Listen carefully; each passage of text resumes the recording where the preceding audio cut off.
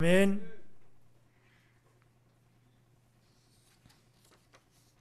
감사합니다. 오늘 봉독해 드린 열왕기상 19장 1절로 8절의 말씀을 중심으로 쉼으로의 초대, 제목을 같이 하십시다. 쉼으로의 초대. 7월달과 8월달은 1년 중에 가장 무더운 삼복더위가 두 달 속에 걸쳐서 들어 있습니다. 밤 기온이 23도에서 26도를 오르내리고 한낮의 최고 기온이 30도에서 36, 7도까지 치솟는 참 힘겹고 어려운 이 삼복더위를 지금 여러분과 저는 보내고 있습니다.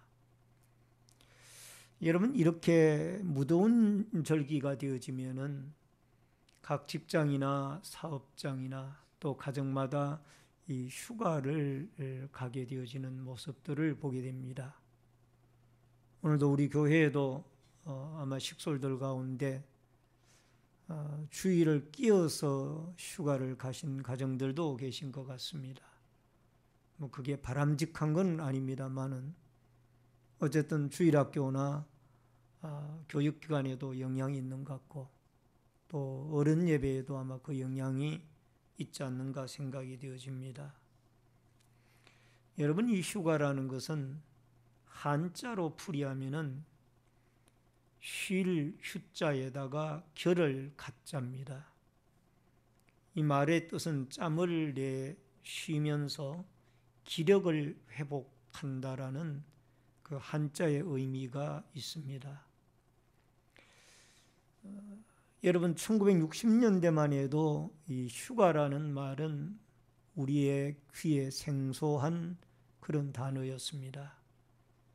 그러나 지금은 이 휴가라는 단어가 상당히 보편화되어졌고 또 사람이 조직 사회에 매여 있으면서 뭔가 자유함을 얻고 또 자기만의 삶을 휴식을 취한다라는 것은 참으로 새 활력을 불어넣는 좋은 요소 가운데 하나가 아닌가 생각을 해봅니다.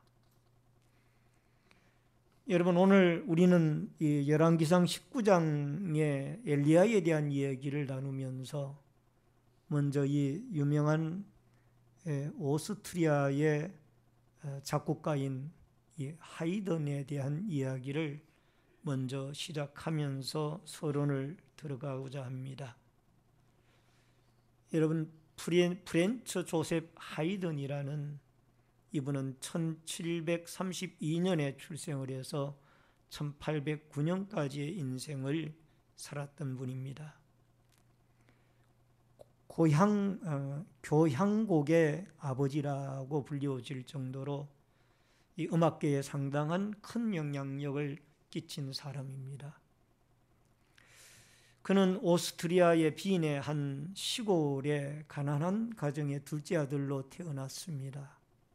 6살 때 이미 그는 사촌의 집에 보내져서 그 사촌의 훌륭한 음악에 재능이 있는 분으로 하여금 음악에 영향을 받고 지도를 받기 시작했고 또 성장해 나가는 과정 속에 많은 어려움과 고통의 과정이 있었지만은 그는 음악 수업을 하면서 독학으로 음악을 공부하면서 훌륭한 인물로 성장을 했습니다.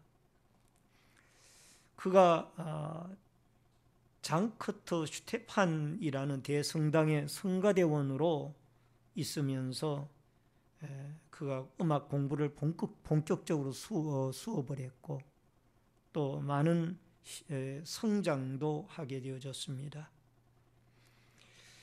빈에서 모차르트와 또 우정을 가지게 되어졌고 또 핸델이나 이 베토벤과도 음악의 교류를 가졌던 사람입니다. 베토벤에게는 스승이나 다름이 없는 한때 22살짜리 베토벤을 이 하이든이 음악의 지도를 했던 그런 적이 있었습니다. 그런데 중요한 것은 이 하이든이 50세가 되어지면서 비로소 이 신앙 세계에 대한 음악에 눈이 뜨여지기 시작했습니다. 영국을 오가면서 그가 핸델의 그 메시아라는 음악을 들으면서 새로운 그 신에 대한, 하나님에 대한 어떤 신앙의 눈이 뜨여지기 시작을 합니다. 그래서 그가 그 유명한 1798년에 천지창조라고 하는 그 유명한 작품을 작곡을 하게 되어지면서 그의 이름은 세계적으로 명성이 떨쳐지게 되어졌고, 또 전 유럽을 다니면서 그가 연주회 등등의 많은 어떤 일들을 수행을 하게 되어집니다. 그 이후에 약 3년 후인 1801년에 그는 사계절의 사계라는 유명한 작품을 작곡을 해 나가면서 3번이나 탈진을 하게 되어집니다. 또 작곡을 하다가 쓰러지고 또 작곡을 하다가 쓰러지고. 여러분, 그때는 이미 하이든의 나이가 많습니다. 그러나 그의 신앙심은 독실했습니다. 그런데 그 탈진을 하여 번아웃이 되어져서 쓰러질 때마다 이 하이든은 꼭 하나님께 기도했습니다. 하나님, 제가 이 사계라는 작품을 작곡을 해 나가는데 하나님 저에게 영감을 주시고 또 저에게 기력을 주셔서 이 작품을 마무리할 수 있도록 도와주시기를 바랍니다. 이렇게 그가 하나님 앞에 기도로 교감을 하면서 기도할 때마다 하나님이 그에게 이 음악에 대한 영감을 주어서 결국 그가 이 사계라는 위대한 작품을 완성을 시키게 되어집니다. 탈진 후에 그에게는 재충전의 기회가 주어져서 훌륭한 작품 활동을 하게 되어졌다는 것. 여러분, 하이든뿐만은 아닙니다. 오늘 본문에 나오는 유명한 사람 가운데 한 사람인 이 엘리야라는 구약의 대표적인 선지자가 나옵니다. 여러분, 이 엘리야는 구약에 참 위대한 업적을 남긴 사람인데 북이스라엘 왕조 시대에 아합이라는 임금이 통치하던 시대가 있었습니다. 그 아합 통치 시대에 이 엘리야는 그 바알과 아세라 목상을 섬기는 선지자들과 갈멜산에서 850대 1의 대결을 벌이게 됩니다. 여러분, 여기에 바알과 아세라 목상을 섬기는 선지자들은 그 당시 왕비였던 이세벨이라는 그 이세벨의 상에서 밥을 먹는 그런 어떤 애지중지하는 우상의 선지자들이었습니다. 3년 6개월 동안 비가 오지 않는데 어느 신이 참 신이냐? 당신들이 섬기는 바알 신이 참 신이냐? 아니면은 우리가 섬기는 이 하나님이 참 신이냐? 대결을 하자.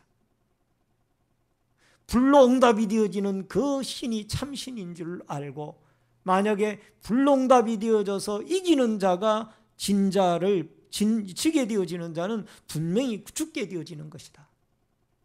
그러니까 850대 1의 이 대결이 갈멜산에서 벌어진 것. 여러분, 이 놀라운 일에 있어서 하나님이 불로 응답해서 이 엘리야가 쌓은 제단에 응답을 하셨고 또 역사를 해 주셨습니다. 할렐루야.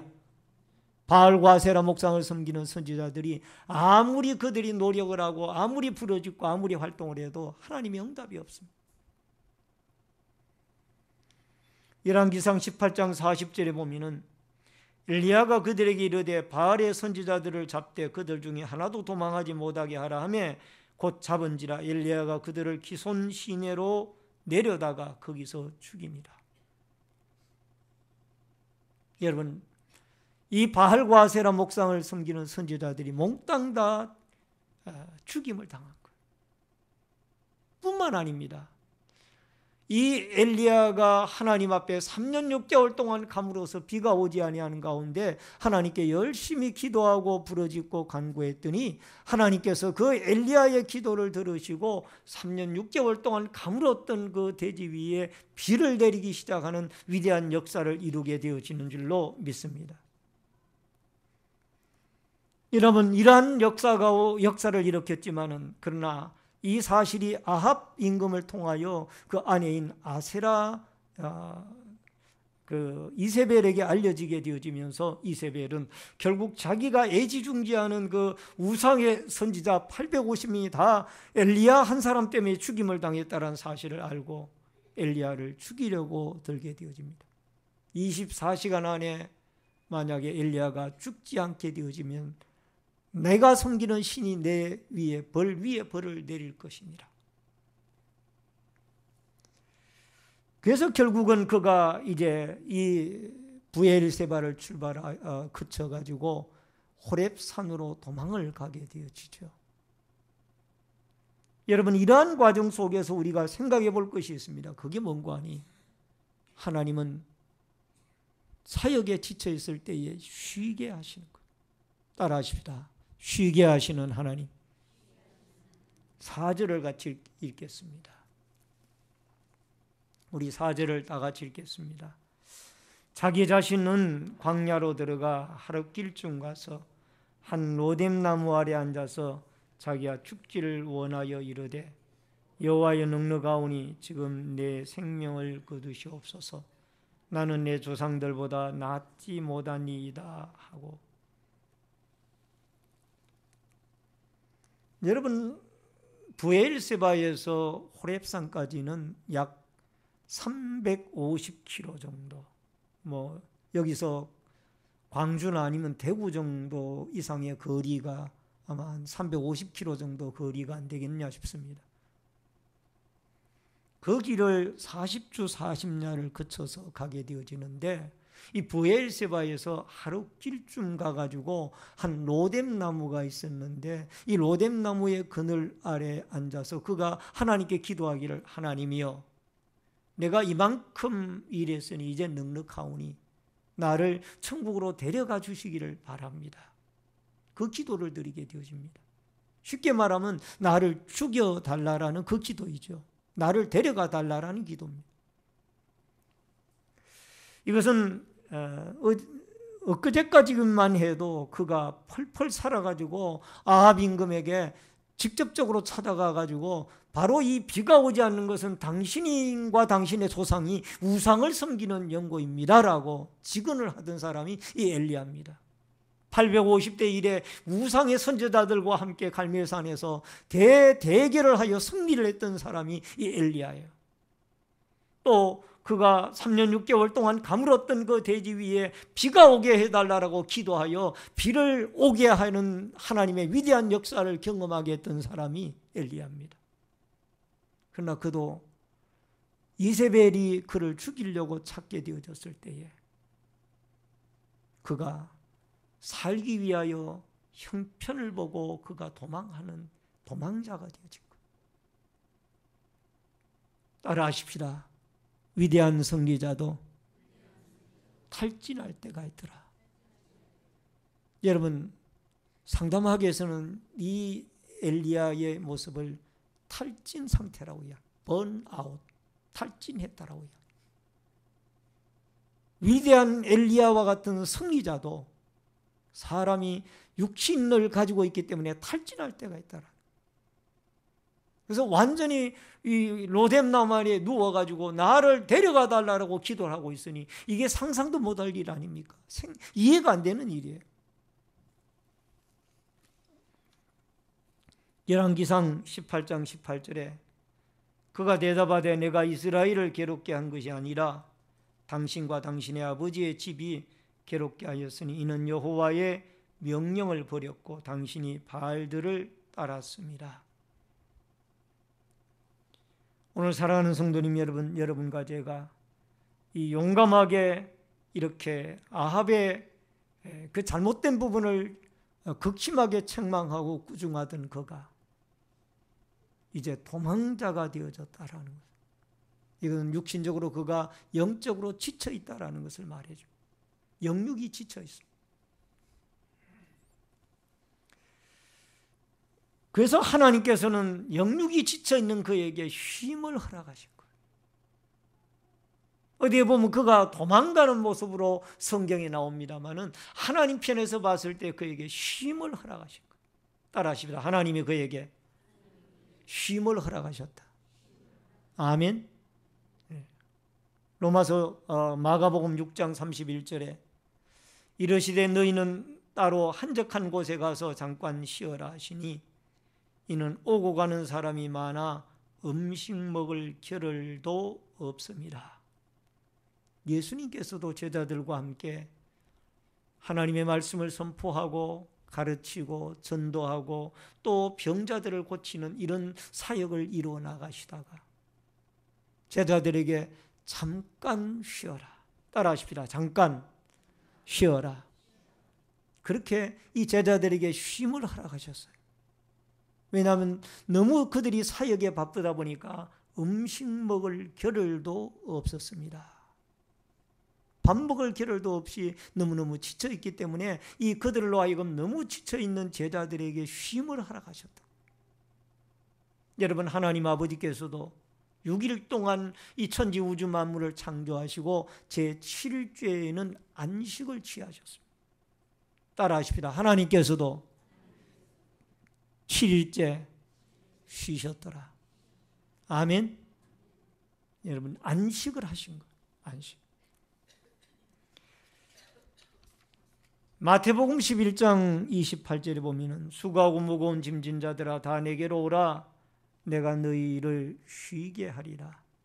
따라하십시다. 내가 너희를 쉬게 하리라.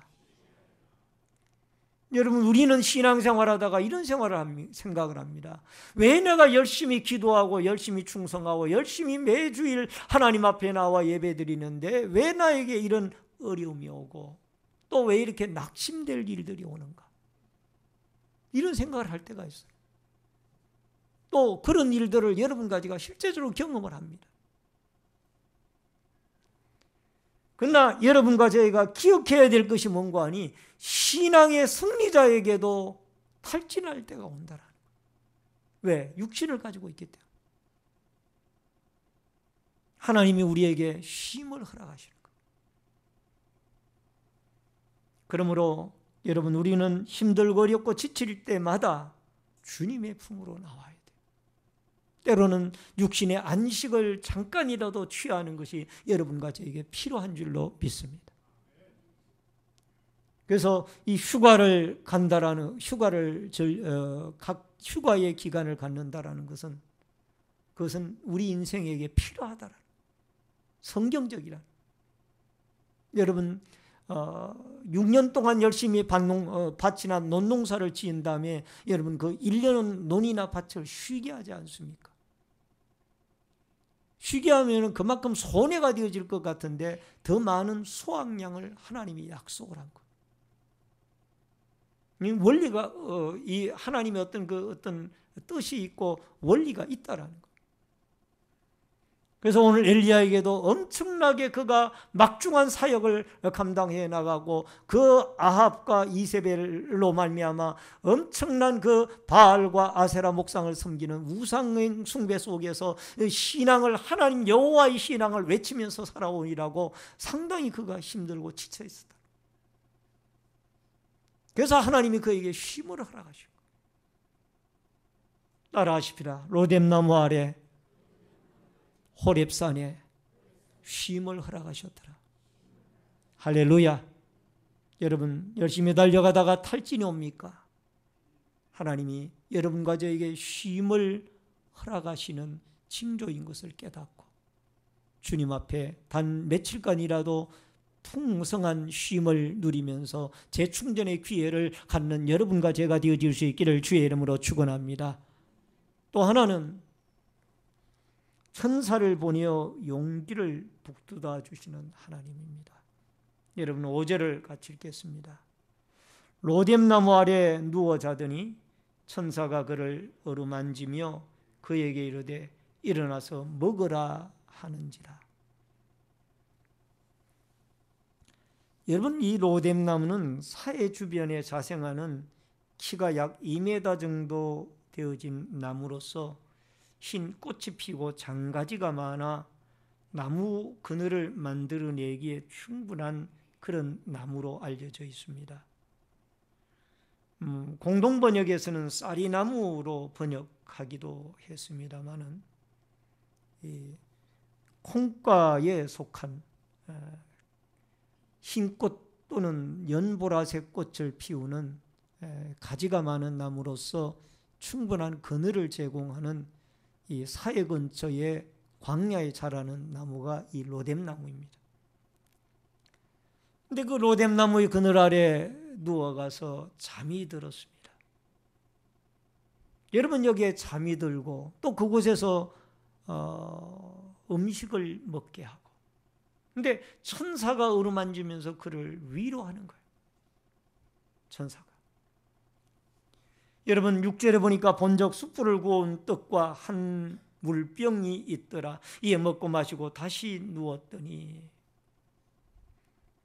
여러분, 천사가 그 숯불에 구운 떡과 물병을 준비해 놓아서 이 지쳐있는 엘리야에게 물을 먹이고 음식을 먹이는 모습을 보게 됩니다.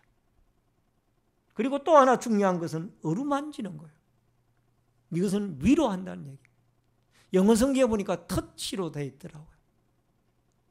하나님의 천사가 이 지쳐있는 이 엘리야에게 터치를 하시는 거예요.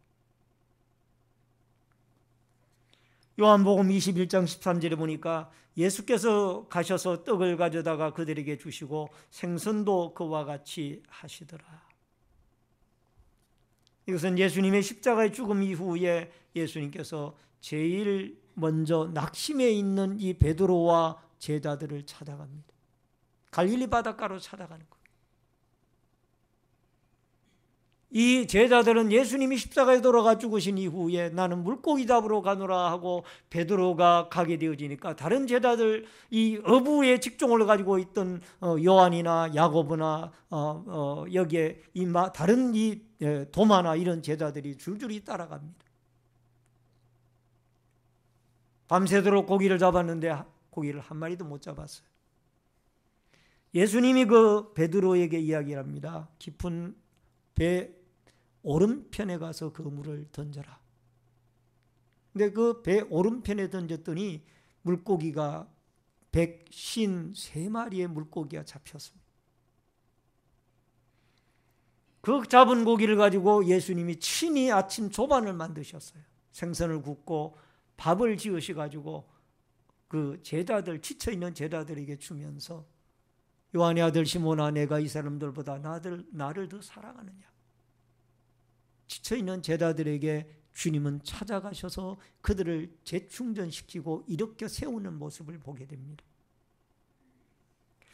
여러분, 복음송 가운데 예수님의 품으로라는 복음송이 있습니다. 좀 오래된 복음송이라 아마 연세 드신 분들은 이 복음송을 다 기억하실 줄 압니다. 인생길 험하고 마음 지쳐 살아갈 용기 없어질 때 너 홀로 앉아서 낙심치 말고 예수님 품으로 나오시오. 예수님은 나의 생명, 믿음, 소망, 사랑 되시니 십자가 보혈 자비의 손길로 상처 입은 너를 고치시리니 평생의 모든 꿈 허물어져 세상 친구 다 떠날 때 어둠에 앉아서 울지만 말고 예수님 품으로 나오시오. 예수님은 나의 생명, 믿음, 소망, 사랑 되시니 십자가 보혈 자비의 손길로 상처 입은 너를 고치시리. 어둠 밤 지나면 새날 오고 겨울이 가면 봄이 오듯 이 세상 슬픔이 지나고 나면 광명한 새날이 다가오네. 예수님은 나의 생명, 믿음, 소망, 사랑 되시니 십자가 보혈 자비의 손길로 상처 입은 너를 고치시리. 할렐루야.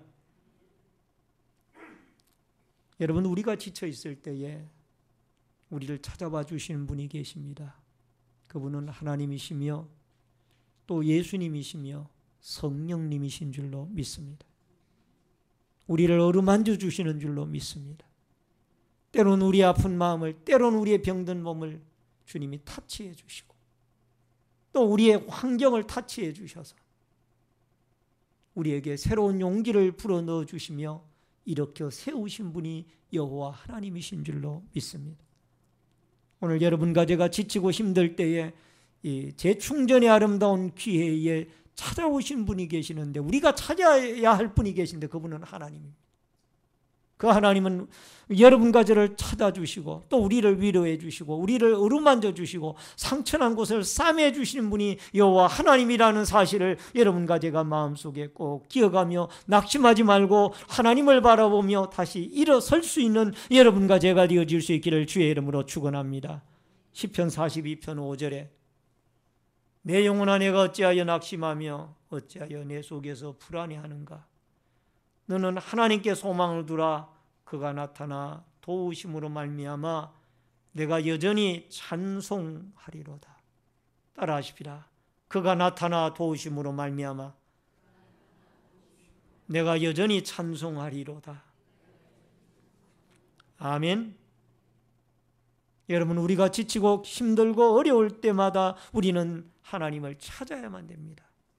하나님은 우리에게 재충전의 은혜를 허락해 주시며 우리가 힘들고 상처나고 아픈 그 부분을 치료해 주시고 어루만져 주시고 터치해 주신 분이 여호와 하나님이신 줄로 믿습니다. 오늘 이 시간 하나님이 여러분과 저의 병든 심령을, 아픈 심령을, 우리의 어려운 환경을 터치해 주시고 어루만져 주시고 일으켜 세워주시는 이 재충전의 아름다운 역사가 여러분과 저에게 있으리기를 주의 이름으로 축원합니다. 주님 품으로 나올 수 있기를 바랍니다. 주님이 안식을 주실 줄로 믿습니다.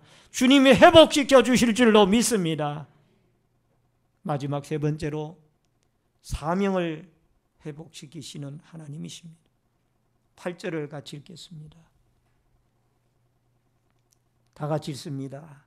이에 일어나 먹고 마시고 그 음식물에 힘을 의지하여 40주 40야를 가서 하나님의 산 호렙에 이르니라. 여러분, 여기에 말씀을 잘 주목해서 볼 단어가 있습니다.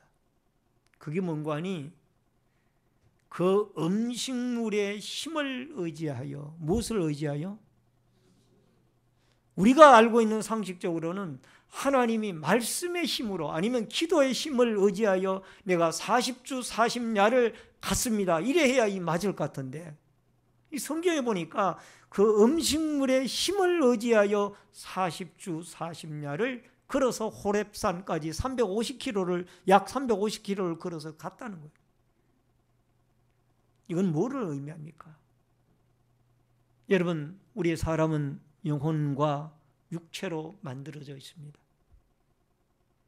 영혼은 하나님이 생기를 불어넣어서 만들었고요, 육체는 하나님이 여러분과 저를 흙으로 만들었어요.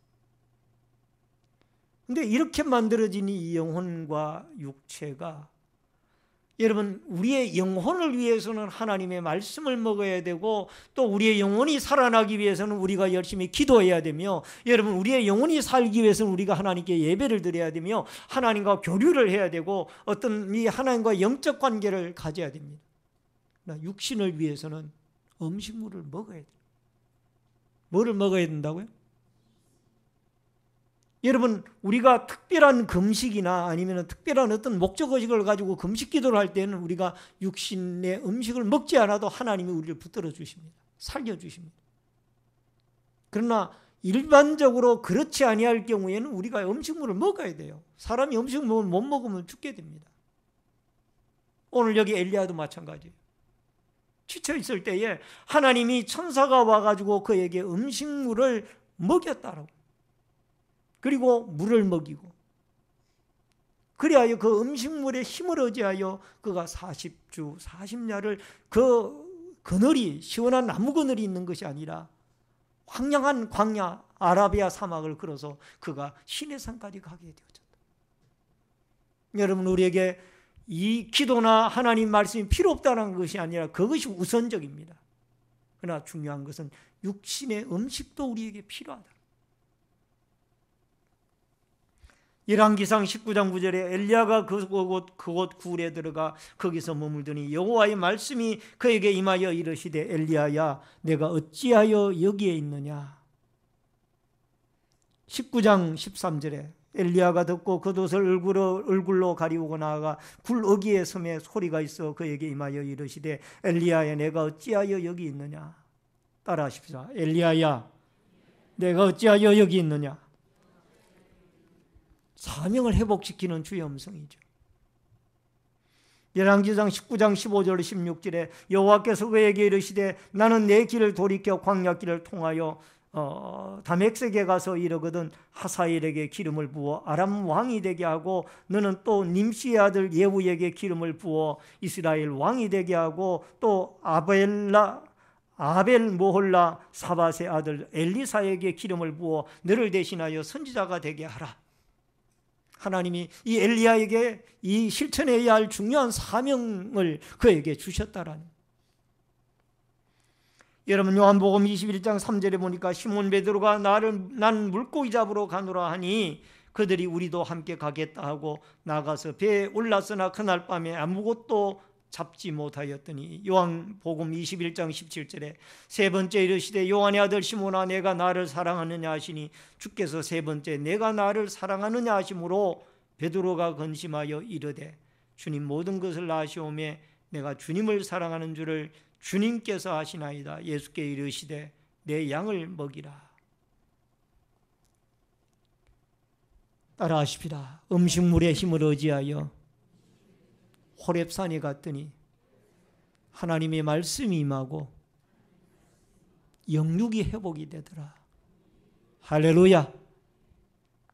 여러분 로뎀나무 아래서 하나님이 천사를 통하여 그에게 잠을 재우고 음식물을 먹이고 더 나아가서 호렙산에 나아갔더니 그 호렙산에서 하나님의 말씀의 양식으로 그에게 사명감을 불러일으키고 영적으로 충만하도록 채워주시는. 따라하십시다. 하나님은 영육을 채우시는 분이시다. 할렐루야. 영육을 채우셔서 이 엘리야로 하여금 다시 엘리사로 선지자를 세우게 하고 예후로 이스라엘 왕으로 세우게 하고 하사엘로 하여금 아람 왕으로 세우는 이 기름 붓는 일을 행하지 않습니까? 재충전하여 할 일을 하게 되는 거예요. 무더운 여름입니다. 여름은 성하의 계절이죠. 이 나무들이나 곡식들에게는 성장의 계절입니다. 이런 재충전을 통하여 여러분과 제 영육이 쉼을 얻고 지쳐있는 우리의 영혼들이 다시 한번 하나님의 터치하심을 받아 일으킴을 받고 세움을 받고 손을 놓았던 우리가 해야 할 아름다운 일들을 여러분과 제가 충실히 감당하여 하나님께 영광 돌리고 또 우리의 맡겨진 일들을 잘 감당해 나가는 이런 축복과 은혜의 역사가 여러분과 저에게 있으리기를 주의 이름으로 축원합니다. 축원합니다. 우리 예수님의 품으로 찬송을 한번 같이 부르고 통성으로 한번 기도하겠습니다. 인생길 험하고 마음 지쳐 살아갈 용기 없어질 때 너 홀로 앉아서 낙심치 말고 예수님 품으로 나오시오.